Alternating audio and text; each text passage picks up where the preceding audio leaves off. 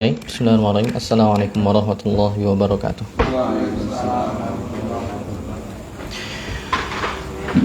Alhamdulillahi ala ihsanihi wa syukru lahu ala taufiqihi wa amtinanihi. Wa asyhadu an la ilaha illallah wahdahu la syarika lah ta'ziman li sya'nihi.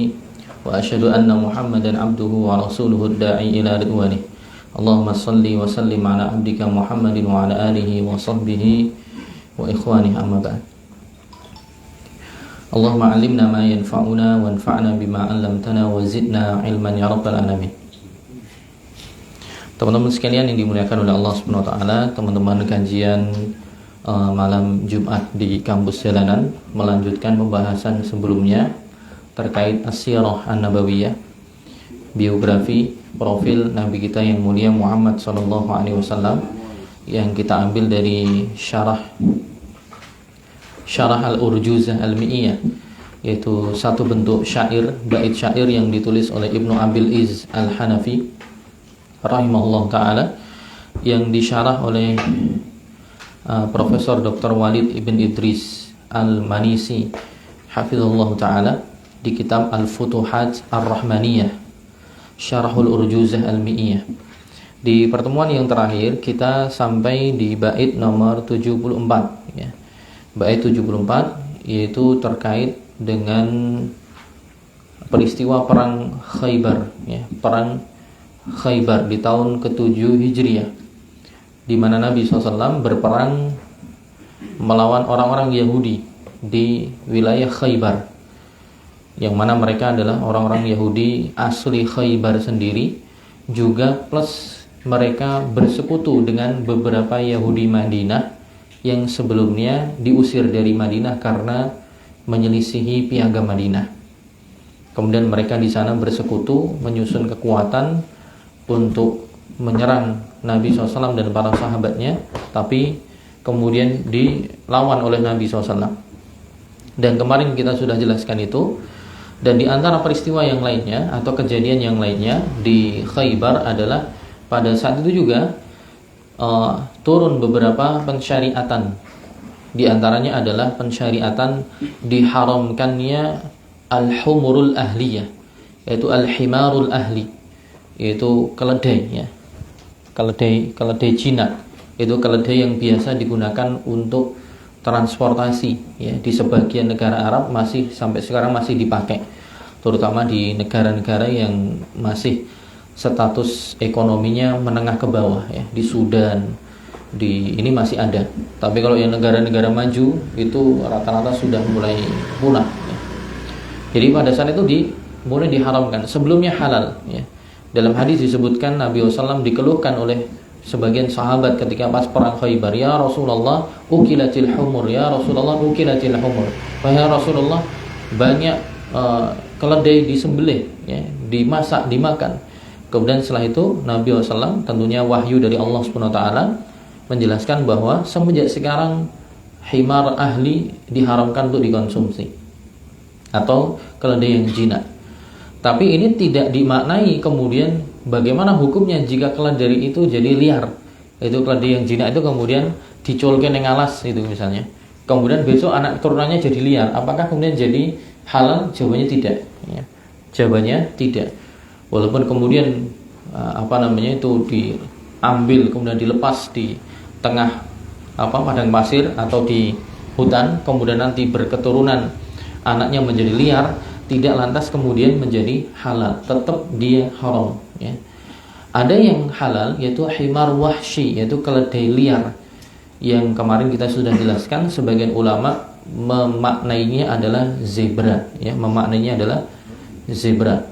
Tapi disanggah oleh beberapa pendapat ulama yang lain ya, di antaranya seingat saya penjelasan dari Profesor Abdus Salam Asy-Syuair hafizahullah taala, kemudian Syekh Abdul Khail ya, salah satu dosen di Universitas Islam Madinah, bahwa yang dimaksud keledai liar di situ bukan zebra, tapi jenis keledai yang memang dia liar ya, dia bentuknya hampir sama dengan yang jinak tadi. Kalau jinak kan yang warnanya agak abu-abu, kalau yang liar ini dia bentuknya sama plok, cuman clear warnanya itu agak agak keoren-orenan, jadi coklat keoren-orenan. Dan itu dahulu banyak hidup di Asia Tengah, ya. Di Jazirah Arab juga ada, cuman sekarang bisa dikatakan sudah punah. Kalau di Jazirah Arab, di Saudi, di Bahrain, di Emirat udah nggak ada. Di Asia Tengah mungkin masih ada, ya, Kirgistan, Kazakhstan, kemudian yang semisalnya masih ada, itu pun sudah sangat langka. Dan dia memang tipikalnya bisa larinya kencang, ya, larinya kencang hampir seperti kuda. Dan itu yang dikatakan halal. Ini namanya himar wahsy atau keledai yang liar. Kemudian juga di tahun ke-7 Hijriah kemarin juga diharamkan nikah mut'ah, yaitu nikah kawin kontrak, diharamkan selama-lamanya. Yang sebelumnya sempat dibolehkan, ya. Dan di antara hadis yang meriwayatkan itu adalah hadis riwayat Bukhari dan Muslim, yang membawakan adalah Ali bin Abi Thalib sendiri, seorang tokoh yang menjadi seseorang yang diagungkan menurut sekte Syiah, yang mereka mempraktekkan dan masih mengimani nikah mut'ah, ya, mereka masih sampai sekarang menerapkan dan juga mengimani nikah mut'ah, keutamaannya, fadilahnya. Tapi justru disebutkan secara valid dalil hadis bahkan dalam Bukhari dan Muslim yang meriwayatkan adalah Ali bin Abi Thalib, yang mereka anggap sebagai imamnya orang-orang Syiah sendiri, bahwa Ali mengatakan anna Nabi SAW naha an nikahil mut'ah yawma Khaybar wa an luhumil humuril ahdiyah. Ali bercerita bahwa Nabi SAW melarang, ya, untuk melangsungkan nikah mut'ah, yaitu nikah kawin kontrak, dan juga mengkonsumsi daging keledai Cina. Nah, itu yang kita bahas di pertemuan lalu. Kita sekarang masuk ke bait ke-75. Di 75, bait 75, penulis mengatakan, Ibnu Abil Is mengatakan, summa ala ummi habibatin aqad wa mahraha anhu an-najasyi naqad. Summa ala ummi habibatin aqad wa mahraha anhu an-najasyi naqad. Ini kejadian nikahnya Nabi SAW dengan Ummu Habibah. Ummu Habibah. Di sebagian naskah, ya, di sebagian naskah tidak disebutkan dengan tanwin, bukan Ummu Habibatin, tapi Ummu Habibata.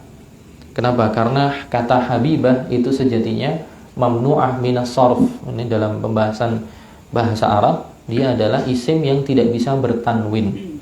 Nah, tapi di sini disebutkan Ummu Habibatin. Kenapa? Ya. Wal aslu annaha mamnu'ah min as-sarf wan nusakh allati fiha as-sarf takunu lid-daruratil wazni. Ya. Adapun di sini disebutkan dengan tanwin, padahal secara kaidah bahasa harusnya tidak bisa bertanwin. Ini karena daruratul wazn. Ya. Karena keterpaksaan untuk menyesuaikan wazan atau timbangan dalam syair. Itu biasa. Ya. Jadi bedakan antara kaidah kata-kata dalam bahasa Arab menurut tinjauan ilmu nahwu, ya, dengan ketika dia disusun menjadi sebuah bait syair. Terkadang dalam bait-bait syair, kata-kata yang harusnya nggak boleh tanwin, nggak boleh kasrah misalnya, menjadi bisa tanwin, bisa kasrah. Namanya darurat syi'riyah. Itu dalam rangka untuk menyeragamkan bait sehingga bisa didengar dengan enak.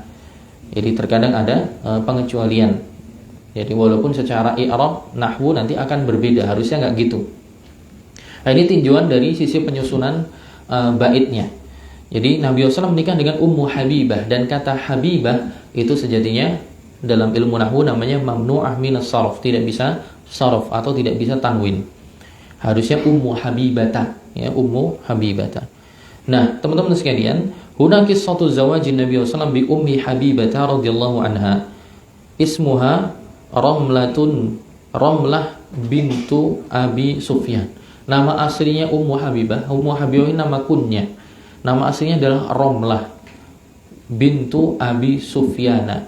Ramlah bintu Abi Sufyan, anaknya Abu Sufyan. Ya, anaknya Abu Sufyan. Yang mana Abu Sufyan ini sebenarnya adalah salah satu pembesar Quraisy. Ya, salah satu pembesar Quraisy, bahkan di peperangan sebelumnya. Ya, peperangan sebelumnya, bahkan ini Abu Sufyan belum masuk Islam loh ini. Ini tahun ke-7. Ya, berarti anaknya ada yang masuk Islam. Ini Abu Sufyan belum muslim ini. Karena nanti dia baru masuk Islam tahun ke-8 Hijriah. Ya, tahun 8 Hijriah, Fathu Makkah, pembebasan kota Makkah, baru nanti dia masuk Islam bersama istrinya Hindun, ya, sama istrinya Hindun. Nah, ini anaknya nikah dengan Nabi di tahun ke-7 Hijriah. Berarti anaknya termasuk yang masuk Islam, bapak ibunya belum. Ya. Jadi beberapa kasus di zaman Nabi begitu. Ada orang-orang yang orang tuanya masuk Islam, anaknya belum, anaknya masuk Islam, orang tuanya belum. Ini di antara mungkin, ya, kalau dari keterangan ini berarti kalau tahun ke-7 dia nikah dengan Nabi, ya, Romlah ini atau Ummu Habibah, sedangkan bapaknya belum masuk Islam. Abu Sufyan dan Hindun itu nanti baru masuk Islam ketika Fathu Makkah, pembebasan kota Makkah di tahun ke-8. Ya. Abu Sufyan bin Harb adalah Sayyidul Musyrikin. Dia pembesarnya orang-orang musyrik yang kita tahu ketika perang Badar, perang Uhud, dan perang Ahzab, dan beberapa perangan yang lain. Itu yang memimpin dia, yang menjadi memimpin orang Quraisy dan berbagai macam sekutunya untuk memerangi Muhammad SAW dan kaum muslimin, para sahabat. Ya. Inilah bukti bahwa, ya, Allah SWT, hidayah ada di tangan Allah SWT. Allah yang berkehendak. Separah-parahnya orang, bahkan dia punya track record memusuhi orang lain, ya, memusuhi Islam, tapi Allah menghendaki dia masuk Islam, nanti masuk Islam. Bahkan Islamnya pun nanti menjadi baik, ya, termasuk menjadi sahabat yang mulia. Wa akhuha Muawiyah, dan saudaranya dari Ummu Habibah atau Romlah bintu Abi Sufyan namanya Muawiyah bin Abi Sufyan, yang nanti juga setelahnya nanti akan menjadi, ya, para pemimpin khalifah Bani Umayyah. Bisa dikatakan, ya, khalifah Bani Umayyah yang pertama setelah era Khulafa Ar-Rasyidun, ya. Karena fitnah berbagai macam ujian dan fitnah setelah peninggal Nabi, yang dipimpin Abu Bakar, pindah ke Umar, pindah ke Utsman dibunuh, pindah ke Ali juga demikian, sempat pindah ke Hasan, ya, Hasan bin Ali, tapi karena daripada gejolaknya semakin parah, Hasan kemudian melepaskan tampuk kekhilafahan, kemudian dibaiatlah Muawiyah bin Abi Sufyan, dan mulailah era baru dinasti Bani Umayyah. Ya, jadi ketika Nabi menikah dengan Ummu Habibah, berarti Abu Sufyan itu mertuanya nanti. Kemudian Muawiyah berarti adalah saudara iparnya, ya, saudara iparnya. Dan makanya lidha yuqalu lahu khalul mu'minin. Maka kemudian Muawiyah ini punya, diantaranya punya julukan khalul mu'minin, yaitu paman, ya, pamannya kaum mukminin. Kenapa dikatakan Muawiyah pamannya kaum mukminin? Karena istri-istri Nabi itu statusnya adalah ibundanya kaum mukminin. Allah mengatakan dalam Al-Quran, wa azwajuhu ummahatuhum, dan istri-istri Nabi adalah ibu-ibunya kaum mukminin. Nah, kalau istri-istri Nabi, ya, semenjak dari Khadijah, Saudah, Aisyah, Hafsah dan seterusnya, statusnya seperti halnya ibundanya kaum mukminin, berarti saudara-saudaranya para istri Nabi namanya khal, ya, pamannya, pakde atau pakliknya kaum mukminin. Itu dari sisi julukan, walaupun bukan secara asli nasab, ya, bukan secara asli nasab, tapi Allah memposisikan istri-istri Nabi itu sebagai ibunda kaum mukminin. Dan itu sebagai salah satu alasan kenapa setelah Nabi wafat tidak boleh sahabat atau yang lainnya menikah dengan istrinya Nabi atau mantan istrinya Nabi. Karena seakan-akan mereka menikahi ibunya sendiri, dan itu tidak boleh. Ya, berarti Ummu Habibah atau Romlah ini istri yang keberapa? Yang keberapa? Yang pertama siapa? Coba hafal nggak ini? Hafal nggak? Yang pertama siapa? Khadijah. Yang kedua? Saudah. Yang ketiga? Aisyah. Yang keempat? Hafsah. Yang kelima? Nyatat itu dia catatan. Yang kelima siapa? Ummu Salamah. Yang keenam?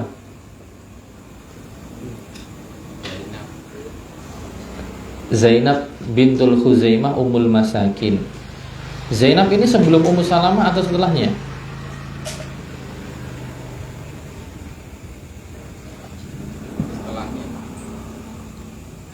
Sepertinya sebelumnya ya, sebelumnya Ummu Salamah. Ummu Salamah. Jadi Zainab bintul Khuzaimah Ummul Masakin, Ummu Salamah, baru kemudian setelahnya Zainab bintu Jahash. Setelah Zainab bintu Jahash yang ketujuh, yang kedelapan Juwairiyah bintul Haris. Yang kesembilan nanti siapa? Ummu Habibah. Yang ke-10 Sofia. Yang ke-11 Maimunah. 11 Maimunah. Bagi yang memasukkan Raihanah sebagai istri Nabi SAW, maka jumlahnya 12. Berarti ini yang keberapa ini? Tapi Raihanah, pendapat yang lebih kuat, dia bukan istrinya Nabi SAW, tapi masuk budak hamba sahaya. Nah, ini berarti Ummu Habibah yang keberapa? 9, ya kan? 9. Yang ke-9 Nabi menikah dengan Ummu Habibah atau Romlah bintu Abi Sufyan. Wa kanat muhajiratan bi ardil Habasyah, dan dahulu Romlah ini atau Ummu Habibah termasuk dari kalangan kaum muslimin yang hijrah ke Habasyah, ke Ethiopia, meminta suaka kepada Raja Najasyi, walaupun status Najasyi dan kaumnya adalah orang-orang Nasara. Tapi Nabi SAW menjamin, ya, Nabi SAW sebelumnya sudah menyampaikan pada para sahabat, ya, Nabi mengatakan, inna hunaka malikan la yuzlam indahu ahad. Sesungguhnya di sana ada seorang raja yang tidak akan terzalimi orang yang meminta suaka kepadanya. Akhirnya kemudian sahabat ke sana, 2 sesi ya, 2 tahapan. Tahapan pertama ketika awal-awal mula dakwah jahriyah, yaitu mulai tahun keempat. Karena mulai dakwahnya terang-terangan, makin ada penekanan, makin ada ancaman dan seterusnya. Nabi meminta para sahabat untuk silahkan hijrah ke Habasyah. Ada raja yang di sana, kalian bisa minta suaka, tidak akan terzalimi. Kemudian tidak lama di sana terdengar kabar bahwa orang-orang Makkah masuk Islam. Akhirnya mereka pulang. Ya. Ketika pulang ternyata kabarnya kabar burung, tidak tepat, tidak valid, justru malah semakin parah. Akhirnya kemudian hijrah ke Habasyah. Untuk kedua kalinya jumlahnya lebih banyak. Sebelumnya cuma belasan. Sekitar awal mulanya sekitar 17 atau 18 orang. Kemudian setelahnya lebih banyak ya.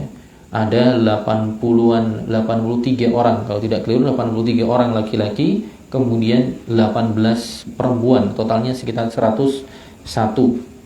Dan mereka hijrah di sana, di Habasyah lama. Ya, ketika Nabi sudah hijrah ke Madinah, mereka masih di Habasyah. Baru mereka nanti akan balik ke Madinah itu sekitar mendekati akhir-akhir Nabi wafat, sekitar tahun ke-8 atau ke-9. Nanti kan ada pembahasannya. Saya agak lupa antara tahun ke-8 Hijriyah atau tahun ke-9. Baru mereka kemudian nanti berbondong-bondong pulang. Itu pun nanti bertahap ya, separuh dulu, kemudian separuhnya masih di sana. Kembali ke cerita ini. Jadi Ummu Habibah atau Romlah bintu Abi Sufyan ini dahulu hijrah ke Habasyah. Fa ba'atsan Nabi sallallahu alaihi wasallam yakhtubuha sanata sab'in. Nabi SAW mengutus ya, mengutus sahabat ya, siapa utusannya untuk mengkhidbahnya di tahun ke-7 Hijriah. Fakana waliyuha fi zawaj Khalid ibnu Sa'id ibn al-As. Dan waktu itu wali nikahnya Romlah adalah Khalid bin Sa'id bin As. Ya, tapi di sini tidak dijelaskan kaitan hubungan kekerabatannya antara Khalid dengan Ummu Habibah ini apa? Ya, karena statusnya bapak aslinya masih musyrik ya, masih belum beriman. Jadi ada wali yang lain. Walaupun sejatinya Nabi Muhammad SAW itu punya keistimewaan. Beliau bisa menikah tanpa harus dengan wali ya. Tanpa harus dengan wali, sebagaimana beberapa kasus sebelumnya yang kita jelaskan. Ketika beliau nikah dengan Juwairiyah kalau tidak keliru ya. Ketika beliau membebaskan Juwairiyah menjadi orang merdeka, plus dengan mahar itu dia jadi istrinya. Juga ketika Nabi SAW dinikahkan dengan Zainab bintu Jahash, yang menikahkan Allah langsung ya. Juga hadis ya, al-mar'ah allati wahabat nafsaha, perempuan yang datang memberikan dirinya kepada Nabi, kemudian Nabi tapi tidak punya ketertarikan, kemudian dinikahkan dengan sahabat. Itu para ulama mengatakan kalau perempuan itu datang mengatakan inni wahabtu nafsi lak, saya berikan diriku untuk wahai Muhammad, Rasulullah SAW, kemudian Nabi mengatakan qabil tu, maka jadi istrinya. Intinya ada keistimewaan Nabi SAW tanpa dengan wali. Walaupun demikian, tapi tetap di sini diberi wali untuk Romlah. Walinya adalah Khalid bin Sa'id bin As. Cuman di sini pensyarah, karena ini termasuk buku Sirah Nabawiyah pemula, jadi tidak terlalu detail. Di sini tidak dijelaskan status hubungan Khalid bin Sa'id bin As dengan Romlah itu apa. Apakah pamannya, apakah kakaknya, apakah adiknya, atau apanya. Tapi yang pasti dia yang dipilih.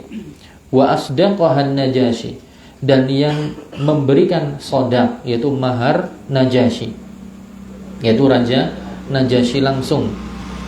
An Rasulillah SAW arba'ami'ati dinar. Jadi maharnya yang dibayarkan untuk Romlah, ya, untuk Ummu Habibah dikasih hadiah dari Najasyi, maharnya sebanyak 400 dinar. Maharnya sebanyak 400 dinar. Falam yakun fi azwajin Nabi SAW aktsara sadaqan minha. Maka belum pernah didapati ada mahar yang Nabi berikan kepada istri-istrinya yang lain lebih mahal, lebih banyak daripada maharnya Nabi kepada Ummu Habibah. Wala man tazawwajaha wahyana yatud dar ab'ad minha, dan juga tidak ada, ya, perempuan yang pernah Nabi nikahi di mana perempuan tersebut paling jauh jaraknya melebihi siapa? Ummu Habibah. Ya, beliau di Madinah, istrinya di Habasyah, di Ethiopia, di Afrika. Wa atat ilaihi minal Habasyah, datang ke Habasyah. Dan di sini ada banyak faedah fikih, ya. Ada banyak faedah fikih di sini. Di antaranya yang pertama, bahwa wali nikah itu pertama tidak harus bapaknya yang akan menikah, bisa orang lain.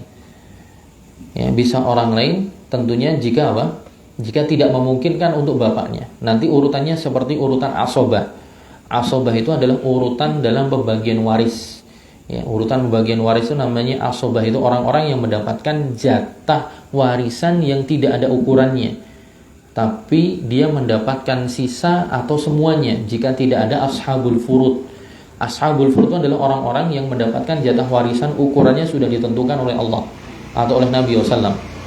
Ya, seperti dapat 1/8, 1/4, setengah, 1/3, 1/6. Itu namanya ashabul furud.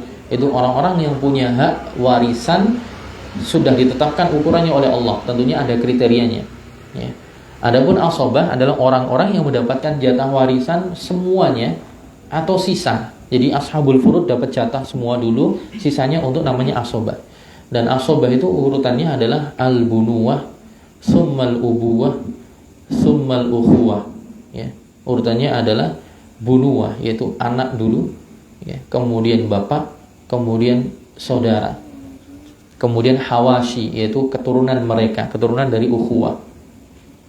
Nanti ada asobah bin nasab, ada asobah bin sabab.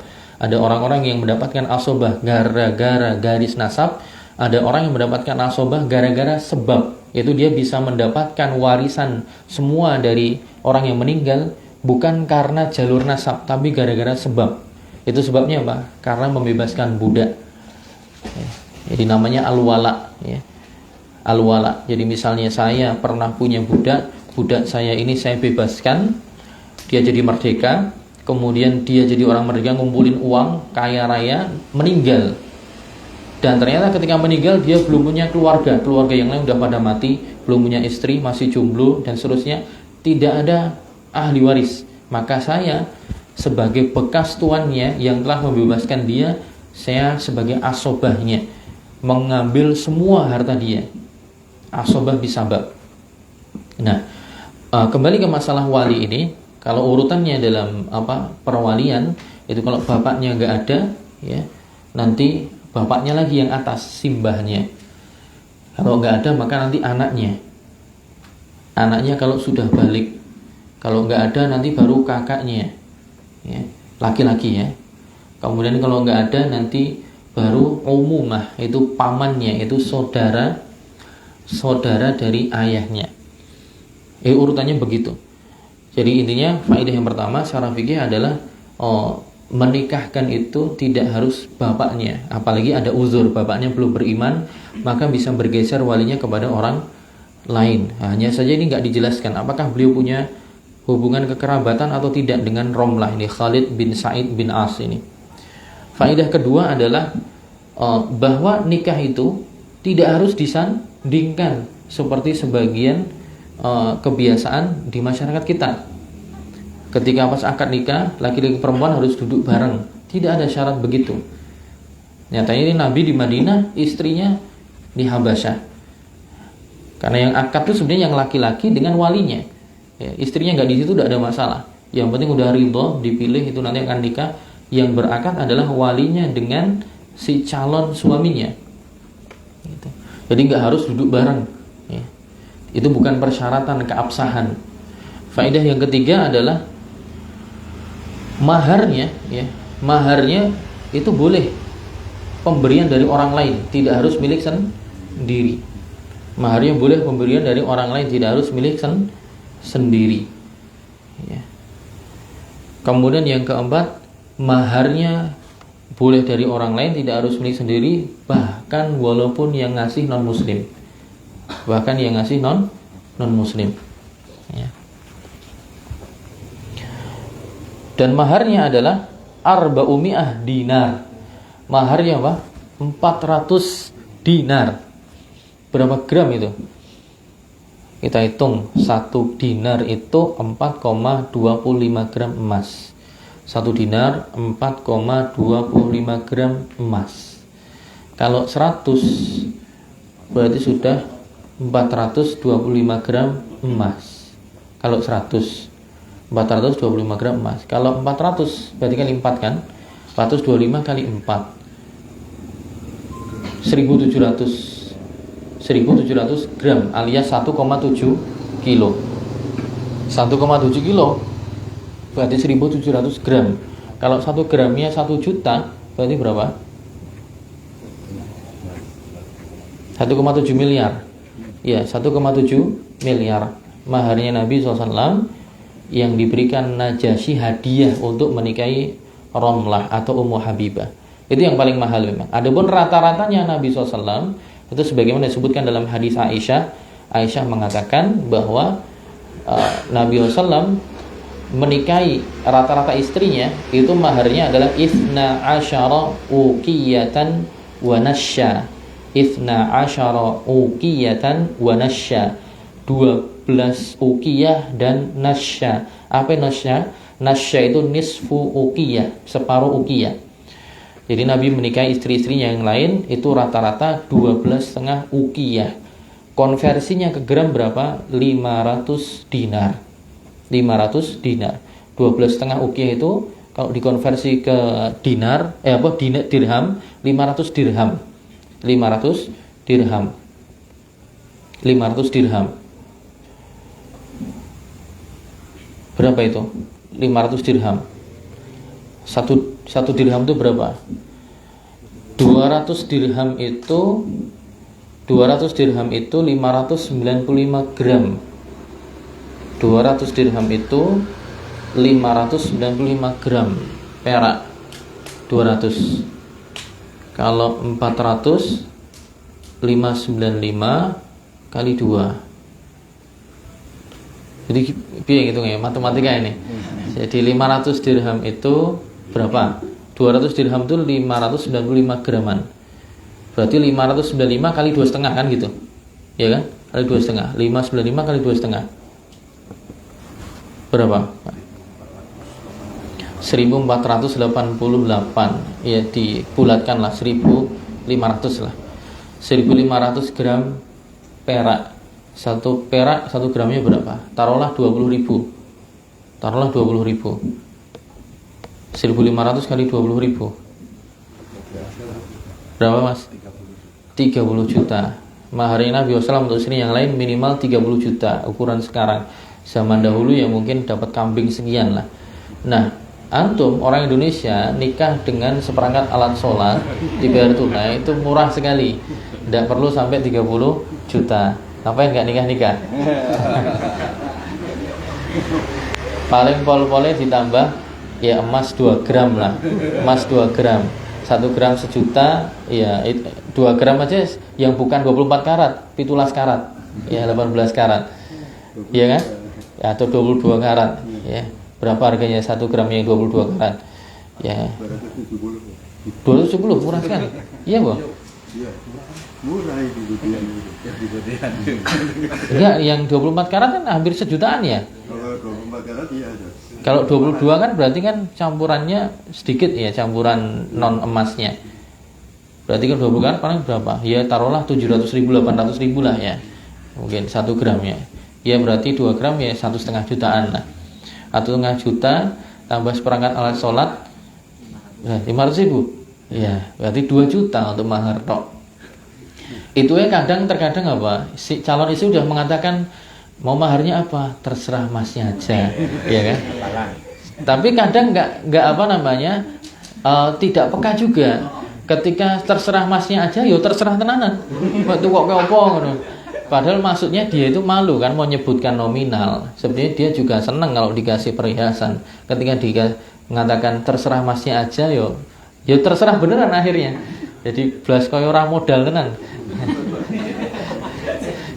Jadi intinya di Indonesia tuh mudah ya teman-teman sekalian. Di Jazirah Arab tuh berat. Saya dulu pernah punya teman di Libya.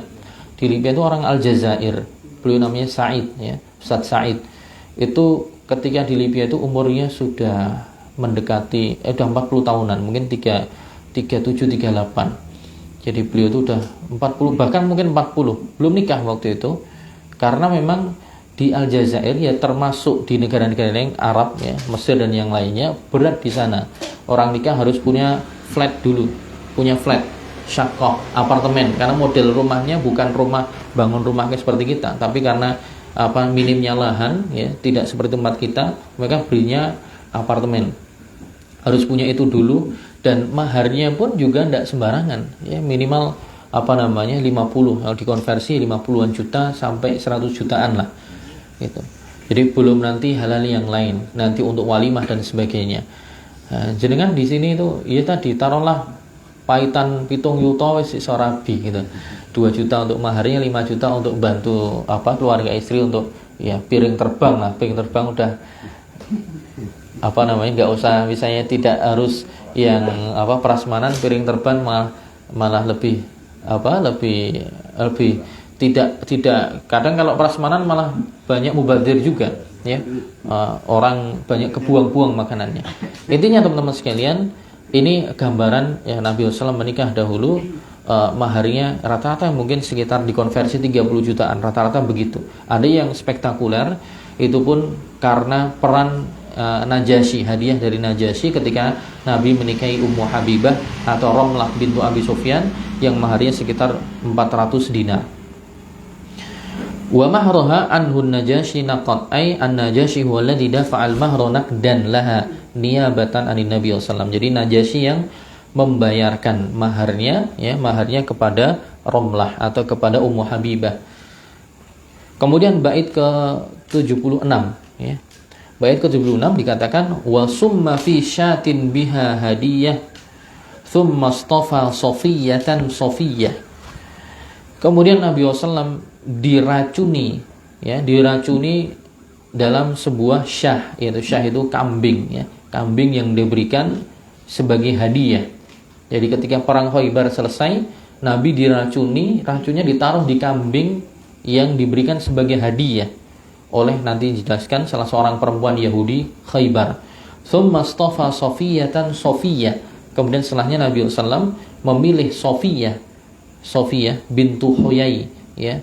Bintu Huyai salah seorang tawanan perang ketika melawan Yahudi Khaybar. Kemudian nanti dipilih oleh Nabi SAW, dibebaskan sebagai budak, jadi orang merdeka, kemudian dinikahi Nabi SAW. Wa summa fi syatin. Kemudian Nabi SAW diracuni melewati kambing yang dihadiahkan. Ai bisanati asabi ahlam mafutihat Khaybar, yaitu ini terjadi di tahun 7 Hijriah ketika pembebasan Khaybar. Haitsu ahdat imra'atun minal yahud ila Nabi sallallahu syatan, yaitu suatu ketika ada seorang perempuan Yahudi Khaybar ini memberikan hadiah kepada Nabi SAW. Wa sa'alat ayyu mawdi'in minasyah ahabbu ila Rasul sallallahu alaihi wasallam. Kemudian perempuan tadi tanya, "Wahai Muhammad, Nabi Muhammad SAW, bagian dari kambing yang sebelah mana yang paling panjenengan suka? Yang paling disukai yang sebelah mana?" Faqila az-zira'. Kemudian dijawab yang paling disukai Nabi SAW adalah zira'nya, yaitu lengannya. Lengannya kalau untuk kambing ya pahanya. Lengannya, kakinya kambing. Wa kasarat as-summa fi dhira'i syah. Kemudian oleh perempuan Yahudi tadi dikasih banyak racun di di paha kambing yang akan dihadiahkan kepada Nabi SAW. Faja'ahu Jibrilu wa akhbarahu anna syata masmumatan. Kemudian datang Jibril alaihissalam mengabarkan bahwa kambing tersebut sudah dikasih racun. Ba'da'an wada'a qit'atan minha fi famihi. Setelah Nabi SAW sudah memasukkan beberapa potong gigitan daging di mulut beliau. Lakin lam yabla'ha fa akhrajaha Nabi. Tapi Nabi SAW belum menelangnya, masih dikunyah. Akhirnya kemudian setelah dikabari beliau buang. Lakin rajulun minas sahabah akala min hadhihi syah fatufiya. Tapi ada sebagian sahabat, salah seorang sahabat yang ikut makan pada saat itu, sudah terlanjur makan, akhirnya terracuni, kemudian beliau meninggal karena sebab racun ini. Haitsu bada'a bil akli qabla an yuha ila Nabi sallallahu alaihi wasallam masmumah. Jadi sahabat ini memang sudah memulai makan duluan sebelum Nabi dapat wahyu dari Jibril. Wa qatala Nabi sallallahu alaihi wasallam Yahudiyah qisasan bisababi sahabil ladzi mata bisababiha. Akhirnya si perempuan Yahudi tadi ya nanti dihukum mati, kisos, karena dia terbukti secara sengaja menghilangkan nyawa sahabat yang meracuni, maka hukum timbal baliknya dikisos, dibunuh nanti akhirnya. Dan sempat sebelumnya ditanya, diinterogasi oleh Nabi SAW, kenapa lima fa'alti dzalik? Kenapa Anda melakukan itu, ngasih racun di dalam kambing tadi? Kemudian dia mengatakan, qultu in kunta kadziban istarahna minka wa in kunta shadiqan fa satukhbar. Karena alasannya kalau memang Anda itu adalah pendusta hakikatnya, maka kami akan istirahat dari Anda. Maksudnya kalau Anda itu bukan nabi ya, alias sekarang itu apa? Pembuktian ya. Pembuktian. Kalau Anda itu dukun beneran, sakti beneran, ya pasti akan selamat. Tapi kalau Anda itu pendusta, ya kami akan istirahat dengan. Makanya kan ketika sering disuruh pembuktian juga di Gorok Rawani ya, bulet kemana-mana. Malah ke situ ya, kembali ke sini lagi. Ya, jadi kalau Anda, kata perempuan Yahudi ini, kalau Anda memang pendusta alias bukan nabi, ya udah pasti nggak akan dapat wahyu. Kamu makan, kamu mati, kami istirahat dari gangguan Anda. Tapi kalau Anda memang nabi, kamu jujur seorang nabi, ya fasatukhbar, Anda akan diberikan kabar. Maksudnya ya Allah sebenarnya mengabari atau lewat malaikat Jibril yang mengabari bahwa ini ada sesuatu yang berbahaya. Dan memang betul dikabari, dan akhirnya apa? Ya dia mengakui bahwa itu adalah nabi, bukan sembarangan orang. Wa kanat wafatuhu sallallahu alaihi wasallam min athari hadzal sum. Dan bahkan dikabarkan nanti ya yang akan datang bahwa di antara sebab Nabi SAW meninggal itu karena sebab bekas dari sisa-sisa racun yang masuk ke tubuh beliau di perang Khaibar ini. Aisyah bercerita, qalat Aisyah radhiyallahu anha, Aisyah bercerita dalam hadis riwayat Bukhari, kana Nabi sallallahu alaihi wasallam yaqulu fi maradhihi alladhi mata fihi. Dahulu Nabi SAW pernah berbicara pada saat beliau sakit, yang mana sakit tersebut menjadi sebab beliau kemudian wafat. Beliau mengatakan, ya Aisyah, ma azadu ajidu alamat ta'am alladhi akaltu bi Khaibar. Wahai Aisyah, sejatinya saya masih merasakan rasa sakit karena sebab makanan yang saya konsumsi dulu ketika di perang Khaibar. Fahada awan wajadtu qita'a abhari min dzalika sum. Jadi ini maknanya adalah ini adalah sebab apa?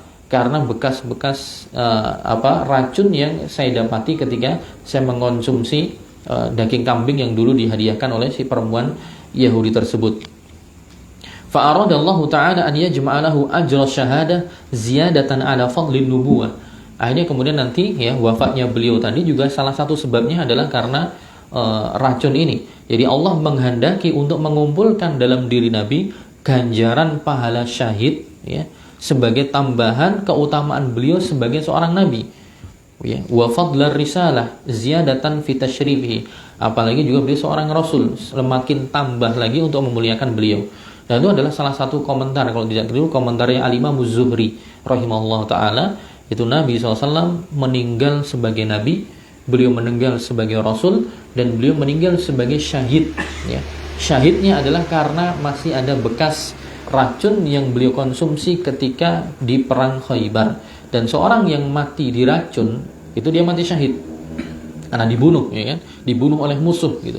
Jadi terkumpul dalam diri Nabi banyak keutamaan. Ya, mati sebagai nabi, mati sebagai rasul, mati sebagai syahid, sehingga tidak ada orang yang lain di atas muka bumi ini yang menyamai levelnya Nabi Muhammad SAW. Jadi itu satu sisi mungkin menyedihkan, sisi lain itu adalah bentuk Allah memuliakan Nabi Muhammad SAW.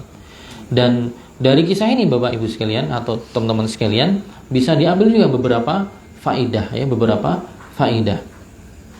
Pertama, bahwa Nabi SAW menerima sembelihannya orang Yahudi, menerima sembelihannya orang Yahudi.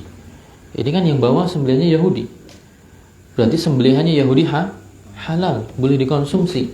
Ya. Kalau misalnya tidak halal, Nabi tidak akan terima. Ya. Kemudian nanti para ulama akan membahas bahwa wa ta'amul ladzina utul kitaba hillul lakum. Di surah Al-Maidah Allah mengatakan wa ta'amul ladzina utul kitaba hillul lakum, dan makanan dari orang-orang ahlul kitab halal bagi kalian. Maksudnya adalah sembelihan mereka halal. Walaupun mereka tidak menyebut nama Allah Subhanahu wa taala.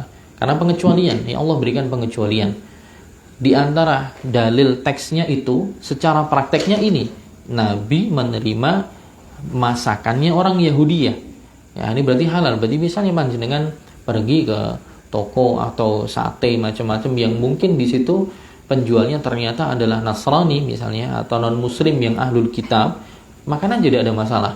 Ya, halal hukumnya. Atau panjenengan pergi ke misalnya dalam suatu acara studi atau kemana ke negara non muslim di mana di situ mayoritas agamanya adalah ahlul kitab Nasrani dan misalnya, tidak ada masalah untuk mengkonsumsi sembelihan mereka. Ya, tidak ada masalah. Dalilnya itu apa tadi, Al-Quran surah Al-Maidah, juga praktek Nabi SAW. Kedua, faedahnya adalah bahwa Nabi SAW menerima hadiahnya orang Yahudi. Padahal apa? Harta mereka juga tercampur dari harta yang haram. Dan mereka terkenal wa aklihimus suhat. Allah mengatakan ya ayyuhalladzina la ta'kulu riba adha'afan mudha'afah. Jangan kalian makan harta riba berlipat-lipat ganda. Kenapa? Karena orang-orang Yahudi prakteknya juga dahulu banyak makan harta riba. Ya. Mereka banyak bertransaksi riba, bahkan mereka ketika diharamkan untuk menggunakan lemak, ya, kemudian malah dibuat minyak, kemudian mereka jual. Iya, mereka nggak gunakan lemak, tapi minyaknya kemudian mereka buat minyak kemudian dijual. Nah, ini kan berarti kan menjual sesuatu yang Allah haramkan, hasilnya berarti kan haram. Jadi mereka sumbernya macam-macam, dari halal yang haram, ya riba, iya, ya mengakal-ngakali ini, iya.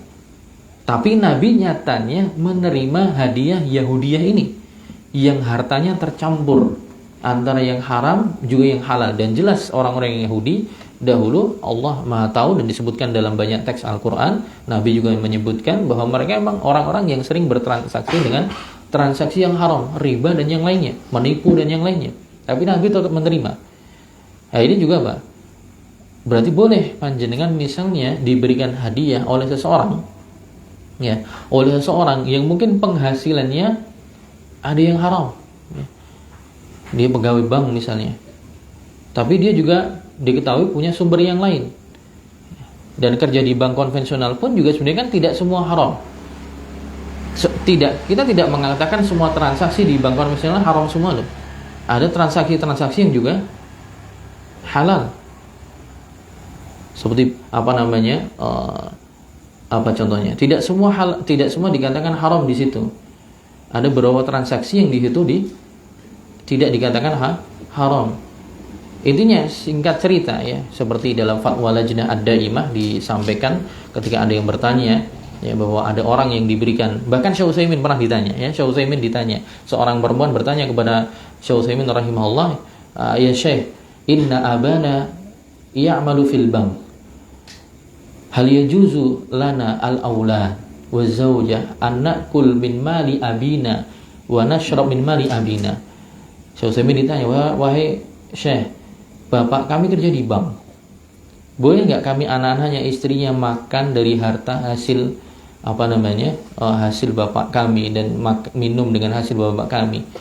Syekh Utsaimin mengatakan ya, khudhu minha lakumul hana wa alaihil ana, makan dan ambillah dari harta bapakmu, lakumul hana, bagi kalian mendapatkan kesenangannya, wa alaihil ana, bagi dia mendapatkan tanggungannya, li'annakum ta'khudunal mala bil haq, karena kalian mengambil harta tersebut dengan cara yang hak, yaitu maksudnya adalah si anak dan istri tadi mendapatkan hartanya dengan jalan yang hak, yaitu jalur nafkah, dan nafkah itu halal.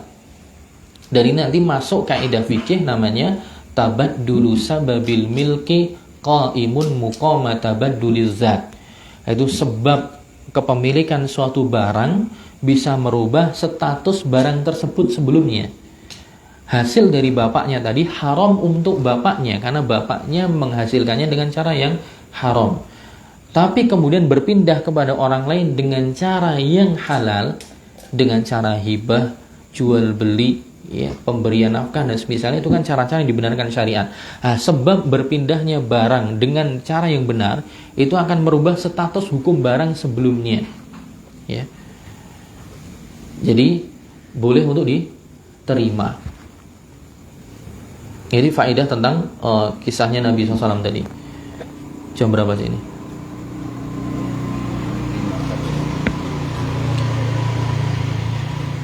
Iya, kemudian faedah yang lain ya tadi, Nabi SAW akhirnya nanti meninggal, di antara sebabnya adalah karena beliau diracuni dan beliau wafat dalam kondisi syahid. Baik, sedikit kita baca lagi, 10 menit lagi. Tsumma astafa Safiyatan Safiyah. Kemudian Nabi setelahnya memilih Safiyah, ya, Mukhtarah Safiyah dipilih oleh Nabi SAW, dan namanya adalah Safiyah bintu Huyai ibn Akhtab. Abu Hakana min zu'ama'i Yahudi Bani Nadir wa kubaraihim. Jadi bapaknya Safiyah ini termasuk dulu pembesarnya kabilah Yahudi Bani Nadir. Ya, sebagaimana tadi saya sampaikan, kabilah Yahudi Bani Nadir setelah diusir dari Madinah pergi ke Khaybar. Di antara pembesarnya adalah bapaknya Safiyah. Wa kanat min sabyi Khaybar, dan Safiyah ini dahulu termasuk dari tawanan perang Khaybar.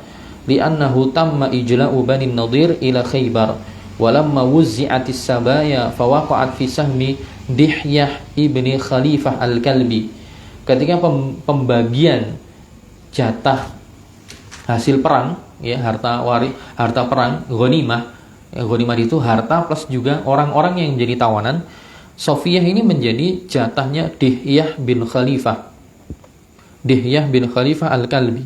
Fa aslamat wa a'taqaha an-nabiy sallallahu alaihi wasallam. Tapi akhirnya Safiyah ini masuk Islam dan kemudian dibebaskan oleh Nabi SAW menjadi orang merdeka. Wa ja'ala itqaha sadaqaha. Kemudian Nabi menjadikan pembebasannya Safiyah menjadi mahar pernikahan beliau. Dan Safiyah ini hiya min dzurriyyati Harun ibn Imran alaihi salam. Safiyah ini garis keturunannya ke atas itu termasuk garisnya bersambung ke Harun bin Imran, saudaranya Musa. Ya, Nabi Musa dan Harun. Fahiya ibnatu nabiyyin. Maka secara garis keturunan bisa dikatakan bahwa Safiyah ini adalah anaknya Nabi, ya, karena keturunannya Harun, ya, anak Harun Nabi. Fahiya ibnatu nabiyyin. Maka Safiyah ini bisa dikatakan, ya, putri keturunan dari garisnya Harun, seorang nabi. Wa zaujatu nabiyyin, dia juga istrinya seorang nabi, yaitu istri Nabi Muhammad SAW. Falihada ja'a fi hadisi Anas. Disebutkan dalam hadis tentang masalah penjelasan ini, sebutkan hadisnya Anas, ini dikeluarkan oleh Imam At-Tirmidzi dan yang lainnya. Qala balagha Safiyah anna Hafsah qalat telah sampai kepada Sofiyah bahwa Hafsah bintu Umar pernah mengatakan, bintu Yahudiyin, wahai kamu Sofiyah. Hafsah pernah ngomong kepada Sofiyah, Sofiyah, kamu itu anak perempuannya Yahudi. Itu bentuk ejekan ya. Fabakat, karena disampaikan seperti itu Sofiyah menangis. Fadakhala 'alaiha Nabi sallallahu wa hiya tabki. Maka Nabi sallallahu suatu ketika masuk ke rumah mendapati Sofiyah menangis. Kemudian Nabi bertanya, "Ma yubkiki?" Apa yang menjadikan dirimu menangis? Kemudian Sofiyah mengatakan, qalat li Hafsah, inni bintu Yahudiyin. Hafsah mengatakan kepada saya bahwa saya ini cuman anak perempuannya seorang Yahudi. Kemudian Nabi menghibur, wa innaki labnatu nabiyyin, sungguh kamu itu justru adalah anak perempuannya Nabi, yaitu tadi keturunannya Harun. Wa inna ammaki lanabiyyin, dan juga pamanmu juga adalah nabi, karena Harun adalah saudaranya Musa. Harun saudaranya Musa. Jadi bapakmu dulu, bapak keturunan moyangmu dulu, bapak moyangmu adalah Nabi Harun, dan paman ya, simbah pamanmu juga adalah nabi, yaitu Musa. Wa innaki latahta nabiyyin, dan kamu juga adalah istri seorang nabi. Fa fima tafkharu alaik, maka apalagi yang bisa dibanggakan. Ini semua sudah suatu hal yang besar. Summa qala ittaqillah ya Hafsah. Kemudian Nabi mengatakan kepada Hafsah, bertakwalah kamu kepada Allah wahai Hafsah. Wa aulama 'alaiha Nabi sallallahu sawiqan wa tamran wa ja'ala itqaha shadaqaha. Adapun walimahnya, Nabi sallallahu hanya berwalimah untuk pernikahannya dengan Sofiyah hanya dengan kurma dan juga sawik, ya gandum yang dibuat roti. Jadi sederhana sekali. Ya maharnya tinggi tapi walimahnya sederhana. Wa ja'ala itqaha shadaqaha, dan menjadikan pembebasannya sebagai mahar. Nah, ini juga sebenarnya bagus sekali kalau dibahas ya, bahwa dalam hidup rumah tangga Nabi SAW juga tidak aman-aman aja, tidak tentram-tentram aja. Mereka juga ada persaingan gitu. Jadi saling ejek satu dengan yang lain.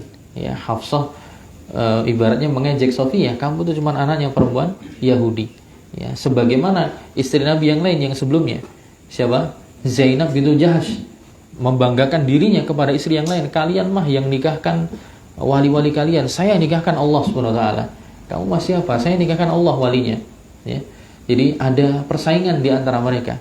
Sebagaimana Aisyah juga ketika suatu ketika Nabi SAW ada utusan dari istri Nabi yang lain bawa makanan.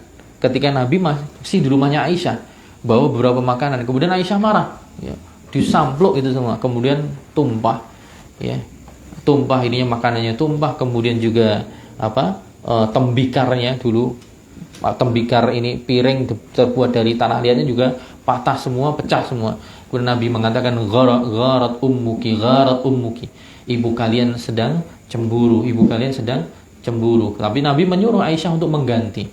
Sebagaimana Aisyah juga pernah cemburu, ya, maghirtu ala azwajin Nabi SAW, maghirtu ala Khadijah. Saya belum pernah merasa cemburu kepada istri-istri Nabi yang lain sebagaimana cemburu saya kepada Khadijah.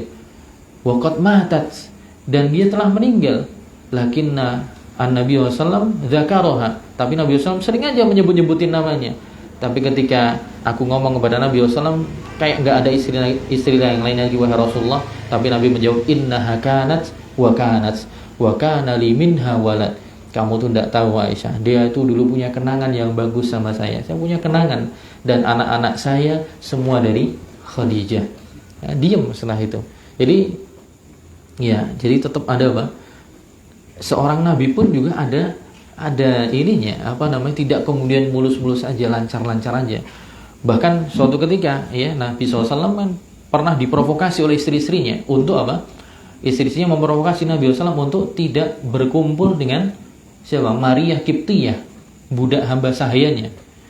Sampai kemudian Nabi tidak mendatangi lagi Maria. Kemudian turun ayat. Ya ayuhan nabiyyu lima tuharrimu ma ahallallahu lak tabtaghi mardata azwajik. Wahai Nabi, kenapa Anda mengharamkan sesuatu yang halal bagi dirimu hanya dalam rangka untuk mencari keriduan istri-istrimu? Itu kan tafsirannya apa? Karena Nabi kemudian menganggap Maria Kiptiyah tidak halal, dianggap haram. Ya. Gara-gara istri-istrinya pada cemburu. Ketika apa? Nabi sering ke rumah Maria yang statusnya bukan istri, budak hamba sahaya, tapi itu menjadikan yang lain cemburu sampai gara-gara mencari keridhaan istrinya yang lain, kemudian apa? Ya udahlah, saya tidak datang lagi ke Maria, ditegur sama Allah Subhanahu wa taala. Ini dalam pembahasan ismah ya. Dalam pembahasan apakah para nabi itu maksum atau tidak. Ya, yang disepakati ulama, para nabi dan rasul itu maksum fi tablighir risalah. Maksum dalam menyampaikan risalah, maksum. Dan juga maksum dalam melakukan dosa-dosa besar. Tapi untuk kesalahan-kesalahan kecil mereka pun juga pernah punya salah karena mereka manusia. Itu sebagaimana penjelasan Ibnu Taimiyah rahimahullah dan yang lainnya. Jadi dimaksud nabi maksum itu apa?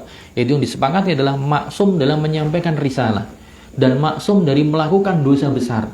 Adapun as-saghair, dosa-dosa kecil dan beberapa kesalahan sebagai manusia, mereka pun juga pernah salah. Jadi bukan dimaknai kemudian tidak pernah salah sama sekali dalam semua aspek, enggak. Mereka juga pernah salah. Sebagaimana Nabi juga pernah kan menganjurkan ketika orang-orang pada kurma dikawinkan, ya, dikawinkan. Kenapa kok dikawin? Enggak usah gitu kan. Ternyata setelah tidak dikawinkan hasilnya buruk. Kemudian Nabi setelahnya mengatakan antum a'lamu bi umuri dunyakum, kan lebih tahu tentang perkara dunia. Berarti dalam hal itu Nabi keliru gitu. Jadi orang-orang lebih tahu tentang perkara dunia, bagaimana menjadikan kurma itu bisa lebih lebat hasilnya. Nah, itu mungkin sedikit yang bisa kita sampaikan pada kesempatan malam hari ini. Kita cukupkan sekian, pas jam 9 ya. Subhanakallahumma bihamdika asyhadu an la ilaha illa anta astaghfiruka wa atubu ilaik. Assalamualaikum warahmatullahi wabarakatuh.